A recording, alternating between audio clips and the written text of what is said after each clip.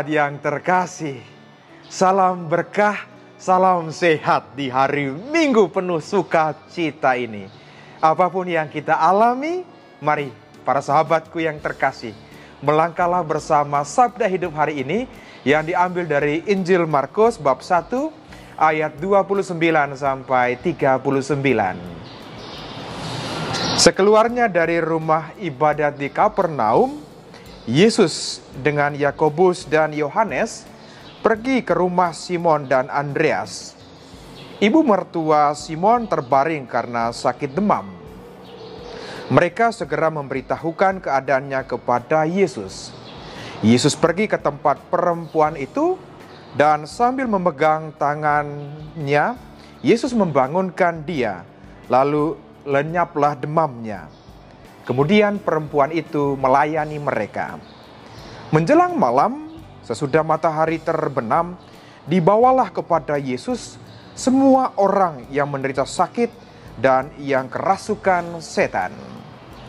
Mereka berkerumun seluruh penduduk kota itu di depan pintu.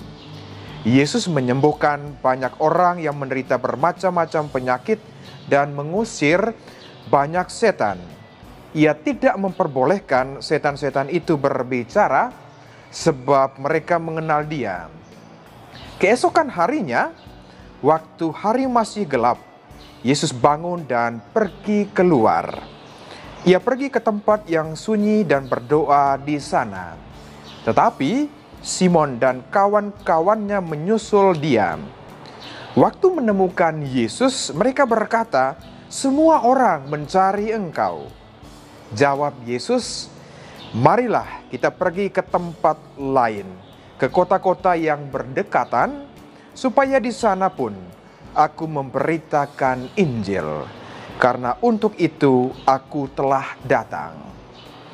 Lalu pergilah Yesus ke seluruh Galilea, memberitakan Injil dalam rumah-rumah ibadat mereka dan mengusir setan-setan.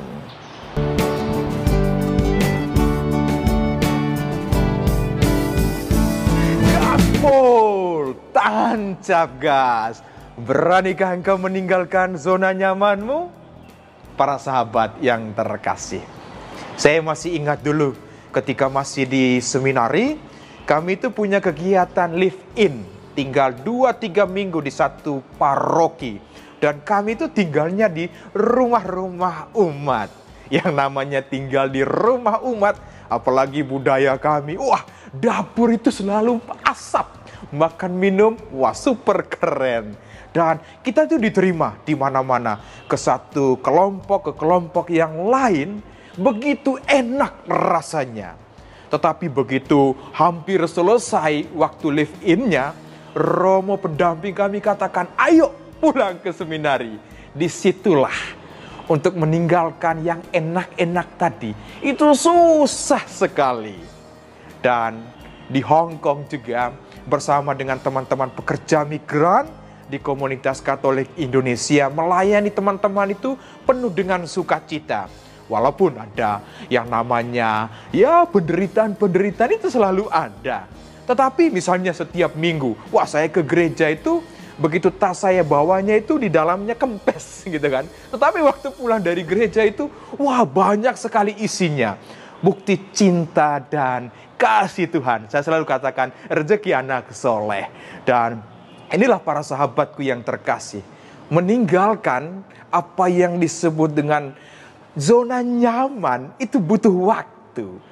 Dan perjalanan saya dan para sahabat, kalau kita lihat dalam Injil hari ini, para murid juga mengalami situasi apa yang disebut dengan popularitas. Wah, bayangkan di Kapernaum itu, Yesus sudah menyembuhkan banyak orang sakit, termasuk ibu mertua Simon. Dan kemudian setan-setan itu diusir semuanya. Dan para murid itu hidup dalam situasi enak. Wah, dipuji, lalu diberi makan minum tentunya oleh ibu mertua Simon. Dan banyak hal terjadi. Dan ketika Yesus masuk dalam situasi keheningan, dalam doa saja, orang-orang itu berbondong-bondong datang ke hadapan dia. Tetapi kemudian Yesus dengan jelas sekali berkata, mari kita pergi ke tempat lain, ke kota-kota untuk memberitakan Injil. Karena untuk itulah aku datang. Mari para sahabatku yang terkasih, perjalanan saya dan para sahabat itu kadang-kadang kita berada dalam puncak. Seperti di gunung kita mendaki itu sudah sampai di puncaknya, enak sekali rasanya. Tidak mau turun lah. Wah, udaranya segar, dilayani terus oleh orang lain. Tetapi hari ini saya dan para sahabat diminta untuk melangkah gaspol, tancap gas ke tempat-tempat lain, ke relung-relung hati, karena begitu banyak orang merindukan kasih Tuhan. Karena itu saya mau katakan secara sederhana, menjadi murid Tuhan seperti kata Rasul Paulus, celakalah aku kalau aku tidak memberitakan Injil. Untuk memberitakan Injil juga bukan untuk memegahkan diri. Jelas sekali para sahabatku yang terkasih. Karena itu saya mau katakan, perjalanan hidup ini sebagai murid Tuhan itu ibarat ini dia. Wah, gelas ini itu kalau diisi dengan air, kalau airnya itu sudah sangat banyak bahkan sampai di luar, maka kita sulit untuk isi lagi sesuatu yang lain. Perjalanan sebagai murid Tuhan saya mau katakan, mengikuti Tuhan Yesus dalam kerendahan hati itu seperti rusa merindukan air. Selalu punya kerinduan untuk berjalan, mencari sesuatu, belajar sesuatu, dan mencari kemungkinan-kemungkinan lain untuk memberitakan Injil. Karena kalau sudah penuh, maka saya percaya kita menjadi orang yang tinggi hati. Tidak mau lagi untuk dilayani, diisi dengan ini dan itu. Menjadi murid Tuhan saya mau katakan, hati yang sungguh-sungguh seperti para kudus yang senantiasa belajar, senantiasa mencari sesuatu untuk diisi.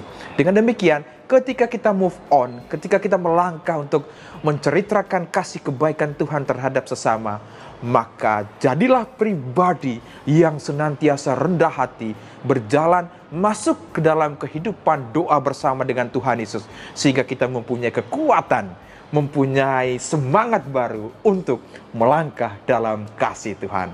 Karena itu, mari teruslah melangkah, menimba dan terus mencari seperti rusa merindukan air. Sabda Tuhan, sabda hidup. Tuhan Yesus memberkati. Bunda Maria merestui. Amin.